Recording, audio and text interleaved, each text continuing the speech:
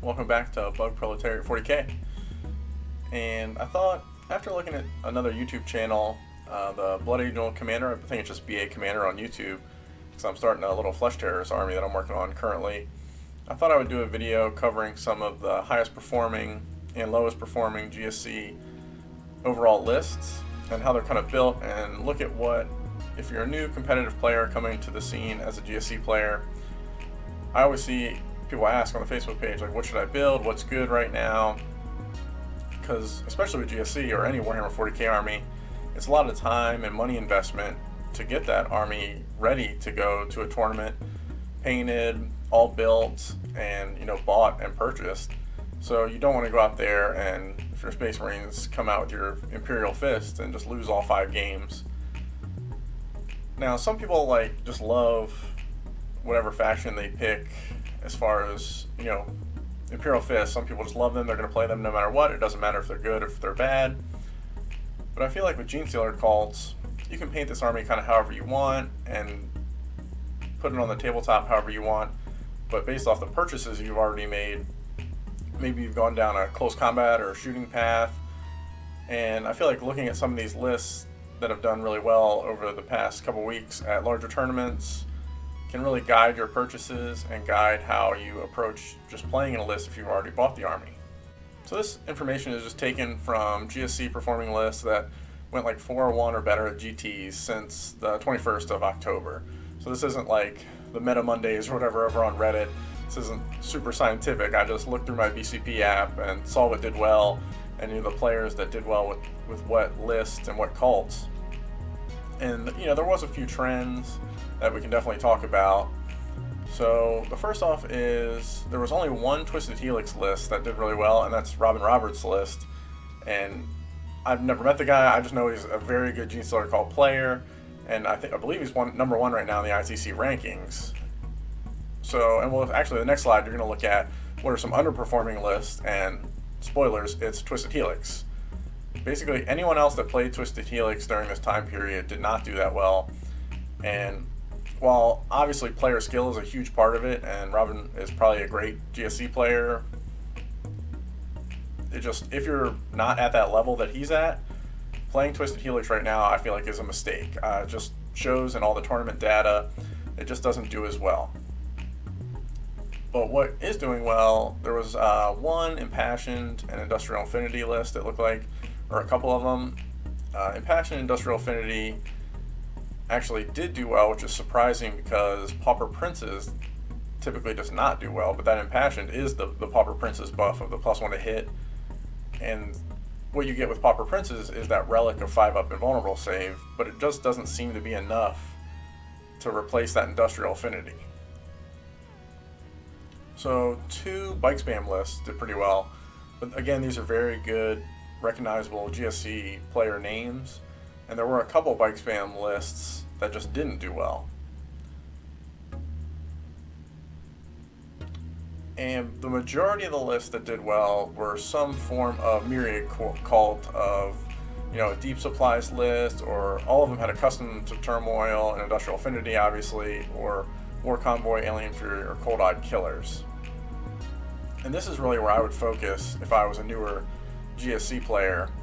The bike spam list kind of takes a little finesse to play, and it's not to mention it's expensive to get on the tabletop. I mean, all of GSC is expensive, but the bikes are just tough to get a hold of in general and put on the table. But a really well-balanced shooting mix with melee, myriad cult doing Industrial Affinity, accustomed to Turmoil. I mean, that's what, if you build a GSC army, you have those models. and that's where you should really focus your time if you're getting in the competitive scene with Genestealer Cult. The list archetypes that are actually doing well right now, it looks like, and here are some of the underperforming lists. This again comes from the data from 21 October and GT sized events or larger. And as I mentioned, Twisted Helix was by far the worst performing GSC custom or cult during that time frame. And I think this is just Twisted Helix on paper looks really good, and it is +1 strength, +1 move, and the mini transhuman for everything is awesome if you're playing like 30 Genestealers. It's really cool to play that on the table, but the downside is you can't bring in that industrial affinity based shooting in a Twisted Helix list, and it's not going to perform as well, obviously, and it's going to take points away from what Twisted Helix is trying to do as melee.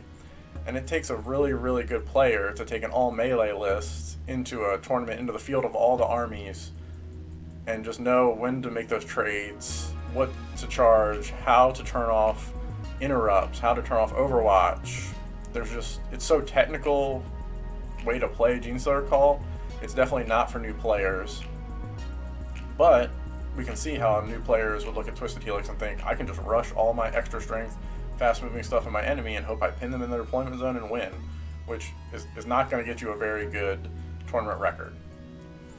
Pauper Princes I also saw a couple times, and I played Pauper Princes for like 6 months this year, and I think I went like 3-2 at a GT was my best result. Like I just could not get them to work, and I didn't understand it because I looked at them, I looked at their +1 to hit when they charged, and I really just looked at the relic that gives everybody within 6 inches of the character a 5-up invuln, and I thought, wow, that gives you some survivability and is awesome with so many bodies that you can bring back with an icon ward. But it just doesn't play out that way. I would try it with some shooting, I would try it with close combat, but you just lose so much not having that, again, that industrial affinity. Your shooting is just not as effective as it needs to be, and it just doesn't have the extra oomph that the industrial affinity gives it.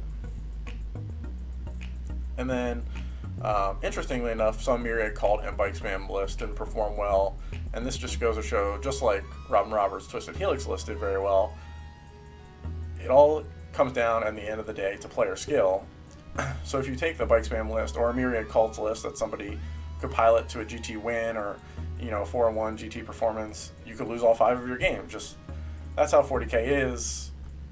It's not the most balanced game in the world. I think we all know that, but player skill absolutely does play a factor in it. And you just because you take the same list as someone else, like if I played Robin Roberts' Twisted Helix list, I'm not going to go 4-1 at a GT most likely. For the list, the archetypes that are good and that might not be doing very well right now in the meta. But what can we take away from this? What can we learn to improve our play as Genestealer Cult players? So the overall thing that we see from this is player skill is the most important thing. If you don't get the reps in, if you don't practice with your lists, even if you don't do very well one game, switching that list right away might not be the right answer. You might just need to play more reps. I know this is a tough thing. I mean, I can play once a week maybe if I'm lucky, and just the best players out there are not just playing once a week. They're playing a lot more, they have more reps than you, and they have the advantage of knowing what they need to do in certain matchups to have the best chance to win. And maybe they're playing in a bad matchup, but their opponent, like me, or a lot of people out there play once a week or less, and haven't played into GSC, and don't know what they need to be doing, even if they might be favored, so that better, more practiced player can use that to their advantage. So using things like Tabletop Simulator, or even just playing practice games when you go and play at your local store or with your buddies, just say, hey, look, I'm really trying to focus on a certain thing, be it using your crossfire markers to make sure you don't get interrupted into, picking the right unit to put the crossfire markers on, really focusing on 1 or 2 things during a game, and treating it like practice if you want to take that next step as a competitive player. So I would also say Twisted Helix time right now in the meta, if you're building a Twisted Helix list, unless you are extremely, extremely good with it and know all the nuances of close combat in 40K, you're probably not going to do as well as if you just take a Myriad Cults list with Industrial Affinity. So looking at the myriad cults, obviously Industrial Affinity goes in a custom to terminal for the mini transhuman, and then you have some options as far as deep supplies can go in there, or cold eye killers, something like that if you want to take 4 of the 1.1s. Except that the myriad cult is the way to go. A lot of these lists have some common themes and units in them. The Bikespan list has, the units of bikes with the rock grinders, big bike units, but almost all of the lists that I saw had at least, 2 or 3 units of 5-man or 4-man bikes, just because they're so good, they're so fast at move blocking, tying up your enemy. And the same thing with 20 neophytes with seismic cannons. Almost all of the good performing lists had at least 1 or 2 units of these. My current deep supplies list has just 1 unit that comes down and shoots with a bunch of 10-man neophyte squads. And the icon ward is in there as well to bring them back. It's just so strong to bring them back onto primary objectives, to either hold the primary objective during your turn or steal it from your opponent when they're not expecting it as you resurrect, because you score that primary at the end of the command phase. And then obviously everyone is taking a trap sprung acolytes, but not just that 1 unit of a trap sprung acolytes, a trap spring. Nice, I can type, it looks like, but that's fine. You get my point. So they're taking multiple close combat threats in addition with those shooting units of neophytes, because I've tried the list before, and actually there is one GSC player who does really well with not that many melee threats and just a ton of neophytes.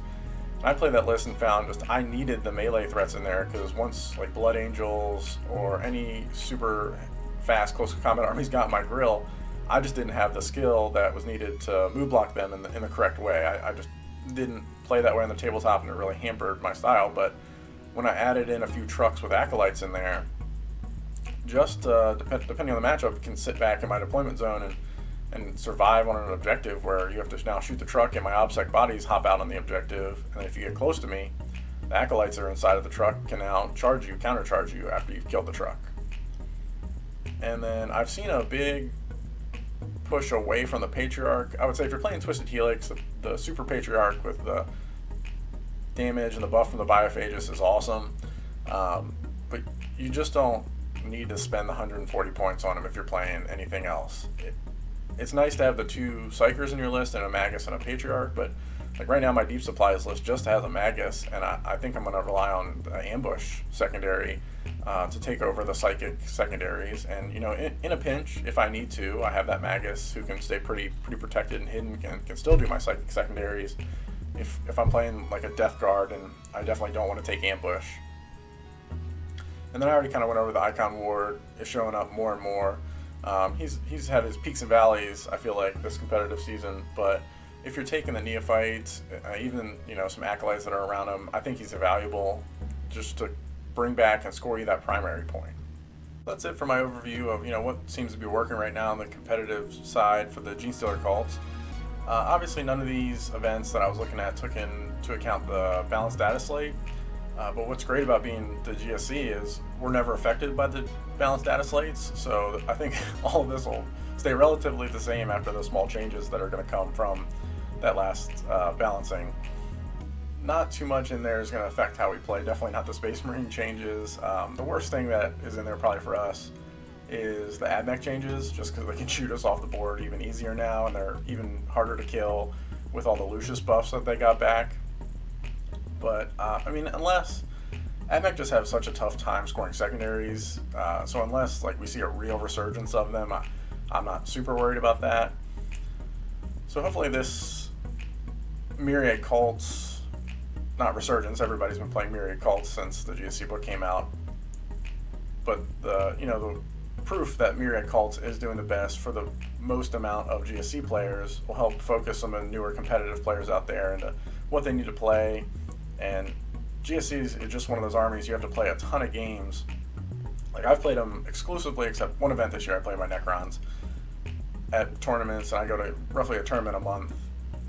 I feel like just now I'm getting what I need to do, because I switched it up so many times, from playing Twisted Helix to playing Pauper Princes to playing Myriad Cults, that all those play so differently. I'm just now figuring out the things that I need to do to be successful, at the 4-1 level to GT.